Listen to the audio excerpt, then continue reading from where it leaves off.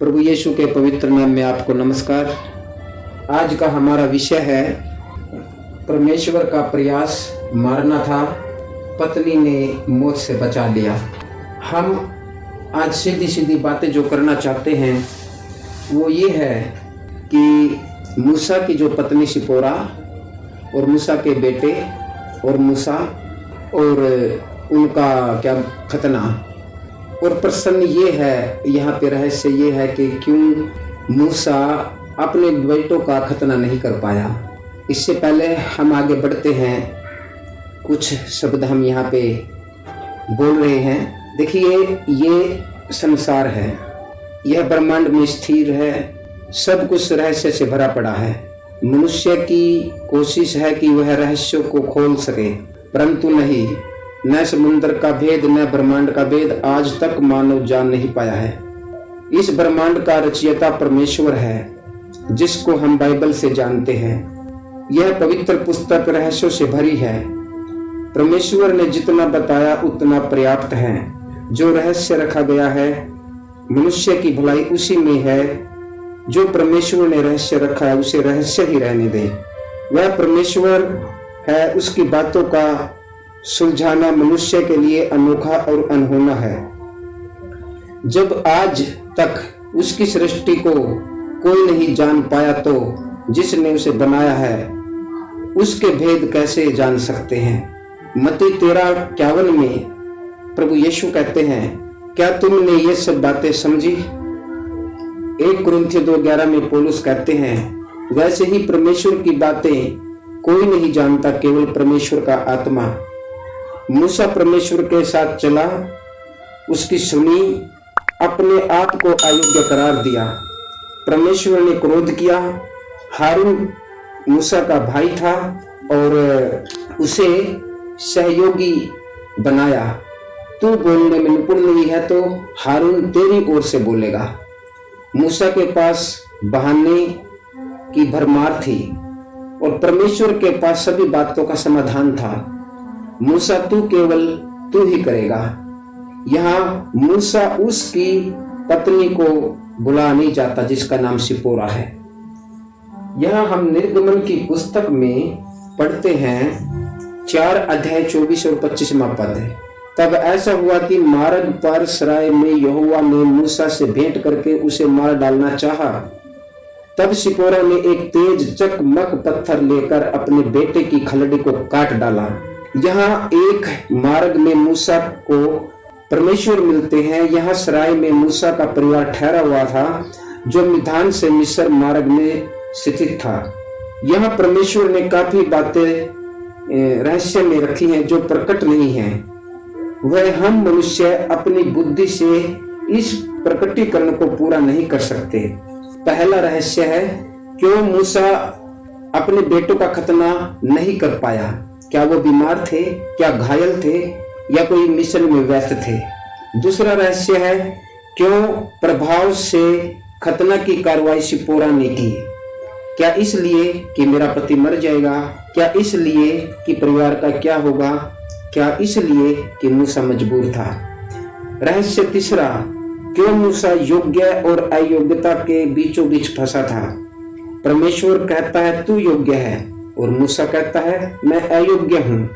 रहस्य 4, क्या परमेश्वर क्रोधित थे। क्यों मूसा अपने परिवार को उस मिशन में शामिल कर रहे थे जो मिस्र से इस्राएलियों को छुड़ाए जाने वाला था। और रहस्य 5 में जब हम देखते हैं, क्यों मूसा ने अपनी पत्नी और दोनों बेटों को मिधान वापिस भेज दिया। और रहस्य 6, क्यों परमेश्वर का क्रोध जायज था। कि तू अपने परिवार को मिस्र ना लेके जा, कि तू अपने बेटों का खतना न करके वाचा तोड़ रहा है, कि मूसा को अपने आप को घायल करना उचित नहीं था। और रहस्य 7, खून का दुल्ला, इसका मतलब क्या है? सिपोरा ने इसलिए कहा होगा कि मूसा के कारण आनन फानन में बिना तैयारी बच्चों का खून अधिक बह गया हो। इस घटना को एक मुहावरे के रूप में हो सकता है सिपोरा ने प्रकट किया हो सकता है जब सिपोरा ने चमड़ी को मूसा के पांव में फेंका, मूसा अपने बेटों के लहू से लहूलुहान हो गया हो, तब सिपोरा ने मूसा को लहू का दुल्ला नाम से पुकारा हो। क्या यह मूसा के पश्चाताप की ओर इशारा है? क्या खून से सना बच्चा लागन पर्व की रात का प्रतीक बन गया, जो पैलेटों को मेमने के खून से जो है बचाया गया था निर्गमन 12 अध्याय में? तो जो रहस्य है उन्हें हम नहीं समझ सकते। यहाँ यह है कि मूसा परमेश्वर की आज्ञाओं के दबाव में हो सकते थे, इस कारण अपने बेटों का खतना नहीं करा पाया और जो मिशन है वो पूरा करने के लिए निकल पड़ता है। यह परमेश्वर को ठीक नहीं लगा। परमेश्वर की आज्ञा वाचा को अनज्ञाकारिता की ओर ले जाते हुए मूसा दिखाई देता है, जिससे परमेश्वर का क्रोध मूसा को मारना चाहता है। और मैं फिर बता रहा हूं, जितना परमेश्वर प्रकाशन दे रहा है उतने में ही रहें। जो वह नहीं बता रहा है तो समझो बिल्कुल नहीं बता रहा है, क्या कर लोगे? एक बात हम यहाँ खतना के बारे में कर लेते हैं, फिर हम आगे बढ़ेंगे। सुन्नत यह लैटिन भाषा से आया है। परमेश्वर ने इब्राहिम से वाचा बांधी, तू अनगिनत लोगों का अभिभावक होगा। परमेश्वर इब्राहिम व उसके वंश का परमेश्वर होगा, निज भूमि स्वदेश कनान देगा। इस वाचा को इब्राहिम व आने वाली तमाम पीढ़ी पालन करे। यदि तुम में यह विश्वास योग्यता है तो खतना इस विश्वास योग्यता का चिन्ह होगा। आने वाली नस्लें इस विश्वास योग्यता के कारण आशीषित होंगी। खतना चिन्ह होगा शारीरिक। यह शब्द उत्पत्ति 17:10 में बाइबल में पहली बार आया है। जब जब समय बढ़ता गया, खतना को एक शारीरिक रूप लोगों ने दे दिया। यीशु के क्रूस खतना की विधि को जो है समाप्त कर दिया यीशु के क्रूस ने। और यीशु के क्रूस के बारे में आप हमारी वीडियो क्रूस का महत्व जाके देख सकते हैं हमारे चैनल पे। रोमियो 4:9 इब्राहिम खतने से धर्मी नहीं ठहरा, वह विश्वास से धर्मी ठहरा। यह मानना पड़ता है धार्मिकता का पाना परमेश्वर के अनुग्रह से ही है। इब्राहिम को परमेश्वर ने खतना किए जाने से पहले ही धर्मी गिन लिया था। अब खतने का महत्व नहीं है। रोमियो 2:29 के अनुसार खतने का चिन्ह सिद्ध नहीं करता कि अब व्यक्ति धर्मी है।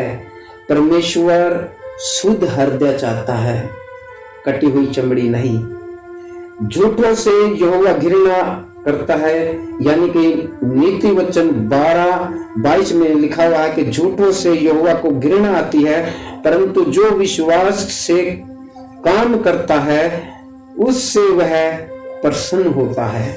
अन्य जाति खतने से नहीं विश्वास से धर्मी ठहराई जाएंगी, गलतियों 3:8 के अनुसार। और मेरा धर्मी जन विश्वास से जीवित रहेगा, यदि वह पीछे हट जाए तो मेरा मन प्रसन्न नहीं होगा, इब्रानियों 10:30 में लिखा हुआ है। इसलिए खतने से कोई लाभ नहीं है, गलतियों 5:3 के अनुसार। अब हम मसीह में नई सृष्टि हैं, पुरानी बातें अब उनका कोई महत्व नहीं रहा, वो कोई महत्व नहीं रखती। खतना कुछ नहीं है, 1 कुरिन्थियों 7:19। अब हम मसीह में नई सृष्टि हैं, पुरानी बातें बीत गई, देखो सब नई हो गई हैं। 1 कुरिन्थियों 5:17 पद। खतना एक धार्मिक अनुष्ठान बनकर रह गया था। मसीह पर विश्वास और हृदय से उमड़ती हुई आराधना, आत्मा से भरकर उपासना करना एक आत्मिक परिवर्तन है। एक बार वचन फिलिपियों की पत्री 3:2 में हम पढ़ते हैं, वहां देखते हैं। यहाँ पौलुस फिलिपियों की कलीसिया में यहूदा वासियों के बारे में क्या कहते हैं। पहली बात वो कहता है कि कुत्तों से चौकस रहो। कौन है कुत्ते? यहूदा वासियों को कुत्ता कहा गया। फिर दूसरी बार वो बोलता है उन बुरे काम करने वालों से चौकस रहो। कौन है वो बुरे काम करने वाले? वे लोग जो बेमतलब की बातें करते फिरते हैं। फिर तीसरी बार वो कहता है उसी पद में, उन काट कूट करने वालों से चौकस रहो। कौन है वो काट कूट करने वाले? जो लोगों के मांस को काटते हैं, नोचते हैं, खतना कराने पर पुरजोर बल देते हैं। यहूदावासी बल देते थे कि मोक्ष पाने से पहले खतना करना है। पौलुस चेतावनी देता है, खतना एक बाहरी धार्मिक शारीरिक चिन्ह है। अब यीशु मसीह में आत्मिक बदलाव लाना है जिससे नवजीवन प्राप्त होता है। अब शरीर पर चिन्ह दिखाने की जरूरत नहीं है और कुलुस्सियों 2:11 के अनुसार शारीरिक देह को उतार देना है। अब शरीर के पर्यायवाची शब्द आप देखिए, काया, शरीर, देह, तन और भी हो सकते हैं। अब पौलुस यहाँ पर कैसे शारीरिक देह का अर्थ बयान करते हैं। देखिए, यीशु मसीह में उद्धार पाना और यहूदी धर्मानुष्ठान में उद्धार पाना कितना गहरा अंतर है इस बात में। जैसे खतना देह के मांस को काटा जाना होता था, इसी प्रकार मसीह द्वारा मोक्ष पाने में भी देह का काटा जाना होता है। शरीर भौतिक है, देह आंतरिक स्वभाव को प्रकट करती है। यह मनुष्य का पापी स्वभाव है। मसीह यीशु का खतना यानी उसका लहू जो बहाया गया है, उससे हम पुराना स्वभाव त्याग कर नए स्वभाव में प्रवेश करते हैं। अब तीतुस की पत्री 1:10 पद, जो बलपूर्वक यहूदी धर्म अनुष्ठान विधि को दूसरे पर थोपते हैं, उनकी नहीं सुनी जानी चाहिए। वहां लिखा हुआ है, बहुत से लोग निरंकुश, बकवादी, धोखा देने वाले, विश्वास करके खतना करने वालों में से विशेष करके। तो अब हमने जान लिया है कि यीशु मसीह में हम क्या हैं, नई सृष्टि हैं। हम कुत्तों से सावधान रहने वाले लोग हैं, काट कूट करने वालों से बचे रहने वाले लोग हैं, बाहरी नहीं आंतरिक रूप से बदले हुए लोग हैं, शारीरिक नहीं आत्मिक लोग हैं।